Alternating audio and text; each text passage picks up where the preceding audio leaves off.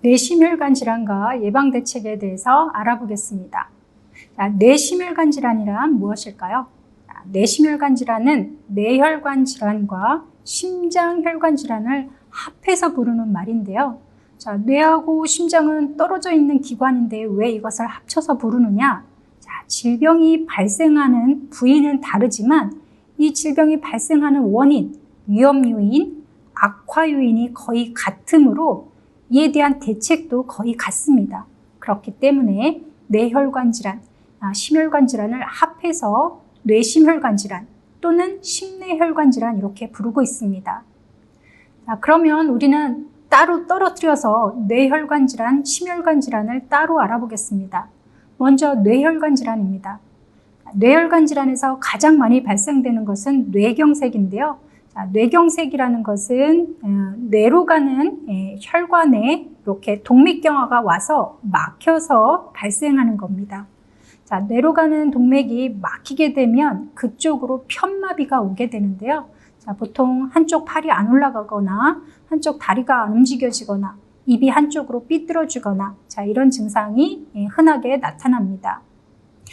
이 원인은 이렇게 뇌동맥에 죽상경화가 와서 그러는데요. 혈관이 막히는 이유는 그 혈관 안에 여러 가지 이물질이 이렇게 쌓이게 됩니다. 혈관은 이렇게 내막과 중막, 외막으로 되어 있는데요. 어떤 이유로 이런 내막에 손상이 생기게 되면 거기에 이렇게 기름이 끼게 됩니다. 기름이 앉게 되고 한번 앉게 된 장소에는 지속적으로 기름이 추가적으로 앉게 되어 있습니다. 이렇게 계속적으로 기름이 앉다가 오래 지속되면 이것이 좀 딱딱해집니다. 그래서 이것을 죽상경화라고 하는데요. 딱딱해졌다 그래서 죽상경화라고 합니다. 기름이 어느 정도 이렇게 딱딱해집니다. 그러면서 이 표면은 더 딱딱해집니다. 이 표면은. 그러다가 어떠한 압력에 의해서 우리가 혈관 안에는 압력이 있거든요. 그것을 혈압이라고 하는데요. 피의 압력에 의해서 이거를 툭 건드리면 여기가 이제 터지게 됩니다. 터지면 안에 있는 것이 한꺼번에 흘러나와서 완전히 막을 수 있는 상태가 됩니다. 이런 상태에서 발생되는 것이 뇌경색이 되겠습니다. 평상시에는 피가 흘렀었는데 이런 석회화 된 어떤 혈전 덩어리, 죽상경화가 갑자기 터져서 떨어져 나와서 그 혈전이 완벽하게 막아버리면 이쪽으로 피가 공급되지 않기 때문에 이쪽을 관장하는 신경에 장애가 생깁니다. 그래서 대부분의 뇌경색은 한쪽으로 편마비로 나타나는 것이 대부분이 되겠습니다. 두 번째 뇌혈관 질환, 뇌출혈입니다. 뇌출혈은 갑자기 혈관이 터지는 건데요. 터지는 가장 큰 이유는 높은 혈압입니다. 피에는 압력이 있다라고 말씀드렸죠. 그런데 이 압력이 너무 세면은 뇌혈관이 약해져 있는 뇌혈관이 터지는 수가 있습니다. 이렇게 되면 많은 양의 혈액이 갑자기 터져서 발생하기 때문에 바로 죽는 급사의 가능성이 매우 높습니다. 아까처럼 동맥경화에 의한 뇌경색은 바로 죽는 경우는 많지 않은데 뇌출혈은 잘못하면 우리가 손을 쓸 수 없을 정도로 급속히 문제가 돼서 사망하는 경우도 많이 발생하고 있습니다. 가장 큰 원인은 고혈압인데요. 고혈압은 대부분 증상이 없죠. 그러니까 고혈압을 치료하지 않고 그냥 오래 앓고 있는 경우가 많습니다.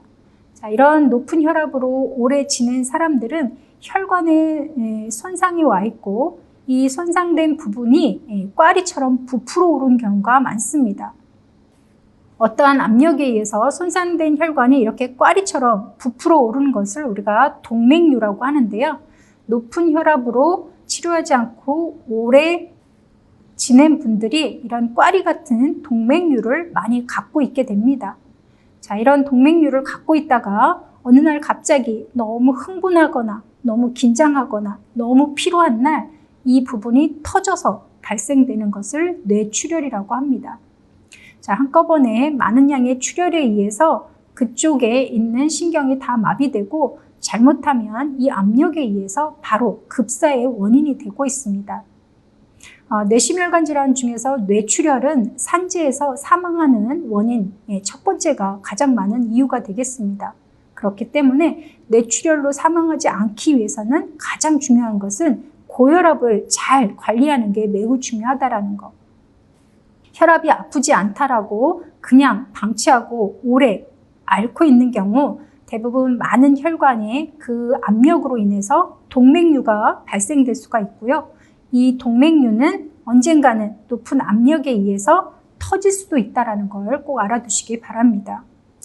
자, 이렇게 뇌혈관 질환은 미리 증상이 있는 경우도 많은데요.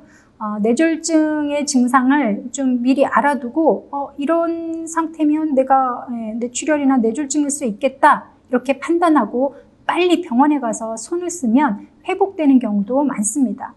만약에 뇌혈관이 막혀서 뇌졸중 증상이 나타난다 그러면 가능하면 4시간 이내 병원에 도착해서 이 혈전을 용해해서 없앤다든지 빠른 처치를 하면 살아나는 경우도 많이 있기 때문에 우리가 이 뇌졸중에 대한 증상을 미리 알고 있는 것이 중요하겠습니다. 대부분 뇌혈관이 막히거나 이런 뇌졸중이 발생되면 한쪽으로 편마비가 옵니다. 자, 한쪽에 팔을 쓰거나 한쪽에 다리를 쓸 수 없거나 감각 이상이 생길 수가 있고요. 또 발음이 어눌해지거나 말을 하기 힘듭니다.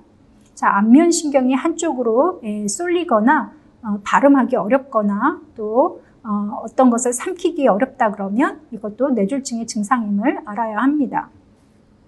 또 잘 보이지 않고 걸을 때 균형을 잡기 어렵고 또 심하면 구토를 하기도 합니다.